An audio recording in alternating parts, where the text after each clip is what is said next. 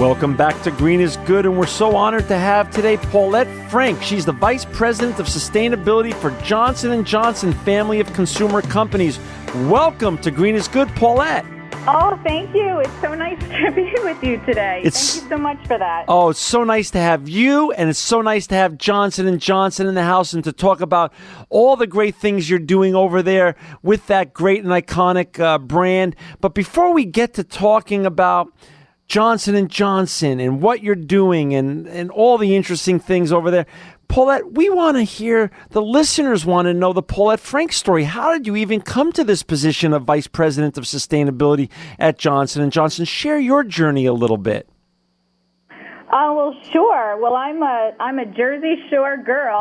I grew up at the Jersey Shore with a love for the outdoors and the beach and the ocean. And my father was a professional fisherman, so he made his livelihood off of the ocean. And I learned at a very early age that nature can be very kind, particularly if we take good care of her. So it just inspired a love and an appreciation for nature at a very early age. Decided to go into the field after doing some graduate studies in environmental policy at Yale, and came to work at Johnson & Johnson 17 years ago, and have been thrilled with the opportunity to apply what I love, my passion for the environment and sustainability, at a company that really gives me the ability to make a difference. That is amazing. And when did you evolve into sustainability? You've been there 17 years. When was the sustainability evolution happening at Johnson & Johnson, where you moved into that leadership role there? Yeah, an appreciation for the social and environmental goodwill that we can do in the world has always been part of the company culture. I think it's kind of taken on different names over the years, even way back when we didn't even call it sustainability at all. But when I started in the company, it was environmental. It was the environmental responsibility function in the organization, which then grew to have more of the social dimension, starting mostly with employee health and safety, right. And then community outreach, and it just sort of grew into this more holistic, what we know to be the more holistic view of sustainability, which really does bring together both the social, the environmental, and the economic pieces of the business. I've been in my current role, which is very broadly based in sustainability, as I just described it, for about 4 years in the consumer group. And you have a new campaign there called Care to Recycle. And for our listeners out there that want to follow and see the great work you've created and your team has created, I'm on the website now. I was already familiar with it when you launched it, and I've just fallen in love with it, but I'm on it right now. So for our listeners to follow along, it's www.caretorecycle.com. Share a little bit about how this came to being, the vision for it, and what is it about, really, Paulette? Sure. Well, we look at sustainability across the entire life cycle of our products. So that includes from the decisions we make around formulations, around designing the product, to how we manufacture the product, to how we deliver the product. And it also involves how consumers use and ultimately the end of life of the product after it's used. And that kind of took us into this space of recycling in general. And we wanted to dive a little bit deeper into what we knew about recycling. There's been a bit of research on consumers' habits when it comes to recycling.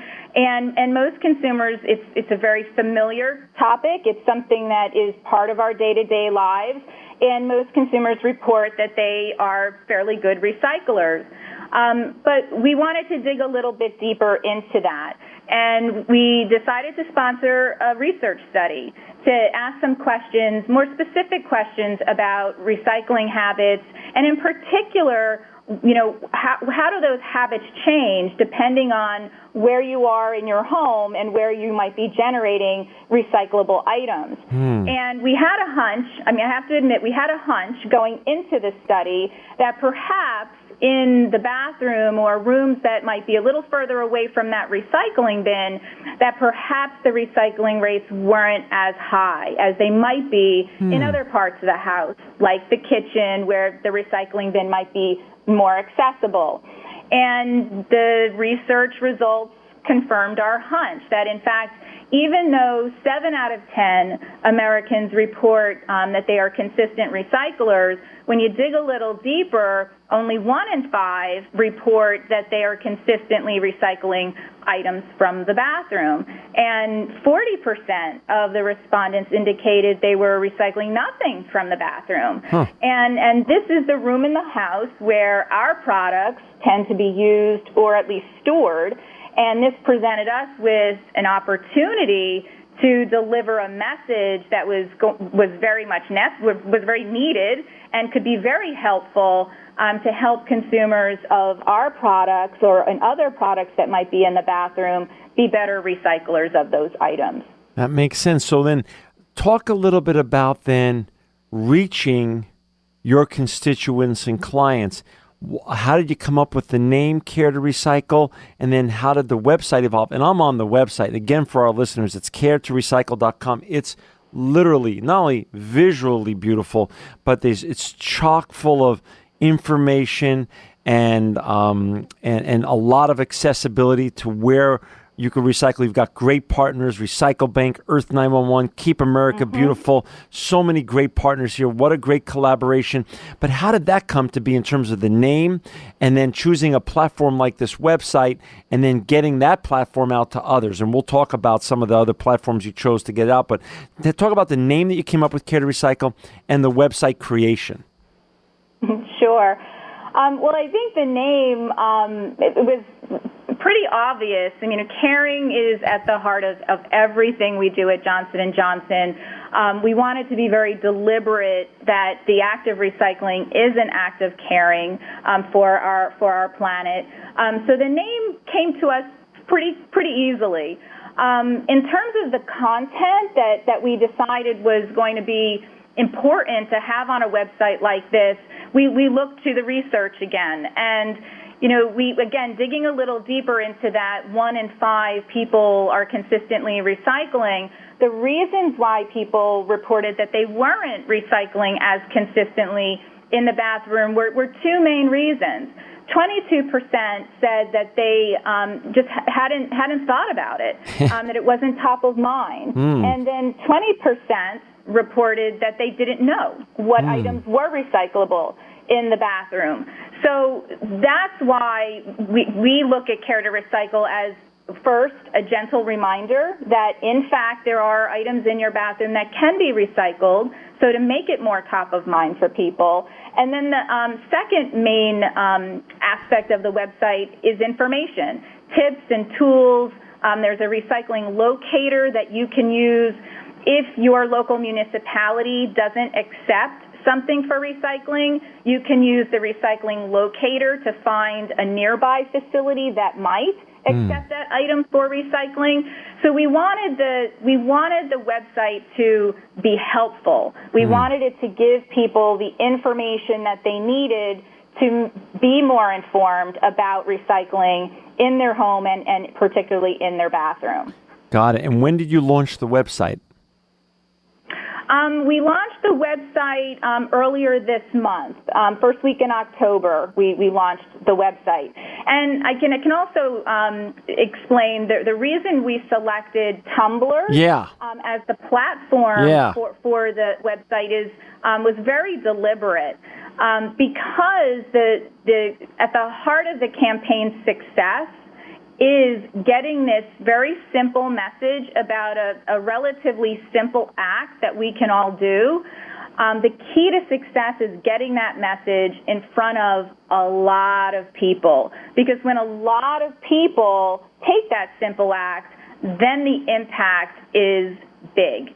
And that's the goal. The goal is to have a big, significant impact on recycling in the bathroom so that we can actually have a benefit to the planet. So Tumblr is very unique in that it's just highly shareable content. You can share every piece of content on there is an individual post that is shareable in and of itself. So you can choose to share the video. If you want to send that gentle reminder to your friends and family, you can send the video. If you want to share a specific tip, you can send that. If you want to share the recycling locator that I mentioned, you can share that. So the elements of the website are highly shareable, and the audience that's engaged in Tumblr they share. They're very, very likely to share content. So that was the main reason why we selected Tumblr to get the message to a very broad audience. What elements of the campaign are you really excited about? Because I'm on the site now, and there are some great, like teaching kids to recycle, some great tips here. What are the elements of the campaign that are meant to engage and get people participating? Right. Well, personally, I love the video. I could be a little biased because the talent in that video is actually the children of our employees, and one of them is mine. So I'm a little biased on the video, which I think is really meant to be that gentle reminder. It's meant to hopefully connect with people on an emotional level and encourage recycling. But that said, the tips and the tools are meant to be very simple, very straightforward. And one of the most exciting pieces of feedback that we've received on the tips and tools are notes from people who lead Cub Scout dens or people who are on their PTA Green Committee, and they are taking this content and bringing it into the schoolroom. They're bringing it to the Cub Scout meetings, and they're using it to work with the children. That to me is, that's a really nice indicator of success. Sure is. Let's talk about Johnson & Johnson, though, now. And for our listeners who just joined us, we've got Paulette Frank with us today. She's the Vice President of Sustainability for Johnson & Johnson family of companies. And we're talking about their newest and specific campaign around sustainability and recycling. It's Care to Recycle, and you can see it, beautifully see it, at caretorecycle.com. Let's talk about your products specifically, bathroom items that can be recycled. What do you produce that can be recycled that we're not typically thinking of, like you said, from your survey? And what should people be doing with them? Sure. Well, we have bottles that are in number 1, which is PET plastic. We have bottles that are in number 2 plastic, which is HDPE. Really, all you need to remember is the number 1 and the number 2. So those shampoo bottles, those cleansing bottles, those body wash bottles, if you turn them over and there's a 1 or a 2 on the bottom, they're recyclable. Now, the caps are generally made of a different material. They're generally made of number 5 plastic, and those are usually recyclable as well, but you should definitely check with your local municipality on number 5 plastic, and we do suggest that you take the caps off because they are a different kind of plastic when you're recycling them. Got it. And what other bathroom recycling tips that are on this website and that you want our listeners to really try to leverage and engage in after they listen to the show and after they go to your website? Sure. Well, the first tip is to turn over the bottle and look for that number 1 or number 2 plastic. The other tip is to remove the cap. That's helpful in the recycling stream to have that separated. The other tip is to rinse. You probably want to get every drop of that product out anyway, and so you put a little water in there and you rinse that bottle out and get every drop of product out. That's also very, very helpful. And I think those are the main tips that we encourage people to think about. Turn it over, check it out, if there's a 1 or a 2, it's recyclable. Remove that cap and rinse out the bottle if you can. And with regards to the website, I'm on it now, and we were just talking about, I love this line that you have on the website in terms of our babies will inherit our planet. Please recycle in the bathroom. About 50% of the world's population is under 27 years old. And it seems like, Paulette, that generation, your children's generation, my children's generation, and grandchildren's generation are really on fire for sustainability. They get it. They want to be part of it. They want to be part of the solution. Talk a little bit about the website, and you also just give tips, for instance. I'm here and there's just some very common sense approaches that you give, teaching kids to recycle. And I'm looking here at this list that you have. Wonderful, but litter in the park. How not to, how to encourage kids what to do and to what not do. So in terms of picking up trash in a park or a beach, or making recycling bins, or telling them bedtime stories that have an environmental message. This is great stuff. You have 4 partners. I mentioned them before, and these are great, great organizations. Recycle Bank, Earth 911, Keep America Beautiful, Small Steps, Big Wins. 3 out of those 4 have been on this show. And we're so thankful that you're on the show today. How did you collaborate with them? Why did you choose them? And how did this wonderful collaboration come together? Sure. Well, let me also just quickly go back to your point about children. Yeah. I completely agree that children are all over sustainability in general, and recycling is probably one of their most fun things they like to focus on. And I personally think it's because they love to jump at the opportunity to turn the tables on parents and point out things that we can be doing better. Yeah. And I know my kids enjoy that in our house for sure. So getting back to the partners, we've actually had partnerships with these partners for quite a while. And, given we have a particular focus on waste and recycling, the fact that these partners share that common interest made a lot of sense for us to have partnerships with them in the first place. Right. They also have access to a lot of information and a lot of expertise that we don't necessarily have. So that's another thing that we look for in our partners, that they can bring something to the table that makes us smarter about our approach. And they also have their own audience, so they also help to extend our reach, and they can reach people that we necessarily can't. So it's a combination of the expertise and the smarts that they bring to the relationship, as well as the reach of getting the message to a broader audience. That's so interesting. So now take this campaign, which is like just say, this is a micro of the macro of what you do every day as the Vice President of Sustainability at the Johnson & Johnson family of consumer companies. Talk about how this campaign ties back to your macro goals with regards to sustainability and in terms of caring about your clients and constituents and about the world that we all live in. How does that work? Well, sure. So as a consumer products company, consumer engagement is one of the levers that we can pull to advance sustainability. Our products touch millions and millions of people every day. And for me, that's a million opportunities to deliver a sustainability message to someone and to inform them and help them to make better choices and better decisions that ultimately have a positive impact on the planet.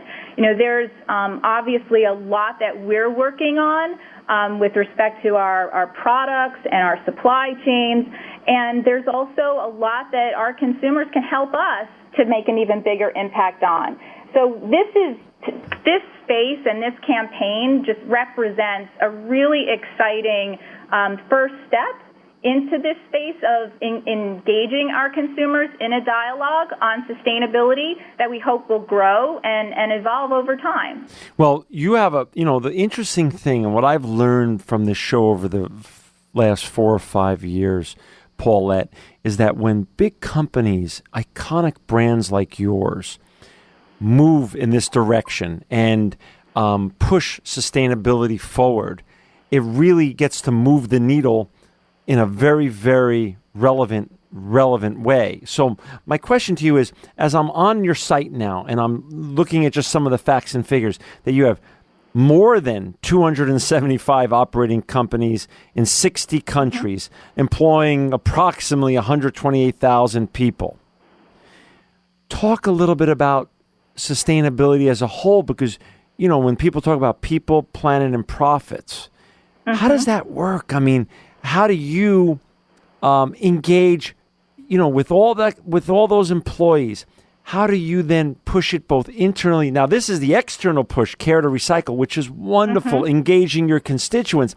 How internally do you champion sustainability as such a broad and far-reaching company? How does some of that work? We're down to the last 3 minutes. Just share some of the highlights with our listeners, just so they understand that the journey is never ending and that it could be big and small together.